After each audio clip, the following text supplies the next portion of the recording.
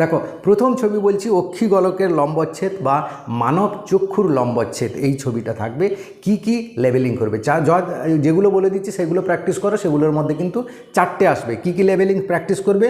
Optic স্নায়ু করবে, lens, iris, cornea, sclera, choroid, retina করবে, অন্ধবিন্দু, তারারন্ধ্র, আর পিতবিন্দু করবে, ভিট্রিয়াস হিউমার, অ্যাকুয়াস হিউমার। অনেকগুলো আছে চোখের লম্বচ্ছেদের ক্ষেত্রে, তাই এগুলো সবগুলোই কিন্তু দেখে যেতে হবে। এরই মধ্যে কিন্তু ঘুরিয়ে ফিরিয়ে 4টা দেয়, ঠিক আছে। এবার দ্বিতীয় ছবি হচ্ছে কি, একটা বলে দিই কথা, এই মানব চক্ষুটার একটু ছবি আঁকা কঠিন আছে, আমার ভিডিও অলরেডি দেওয়া আছে, তোমরা দেখতেই পাচ্ছ। সেই ভিডিওটা কিন্তু এই ভিডিওর শেষে ইমেজে দেখতে পাবে, বা ডেসক্রিপশানে যে লিঙ্ক দেওয়া থাকবে সেখানে গিয়ে তোমরা কিন্তু ভিডিওটা দেখে নাও। খুব সহজে কিন্তু আঁকতে পারবে এই ভিডিওটা, এবং 5-এ 5 তুমি পাবে অবশ্যই। এবার আরেকটা ছবি থাকবে সরল প্রতিবর্ত চাপের চিত্র।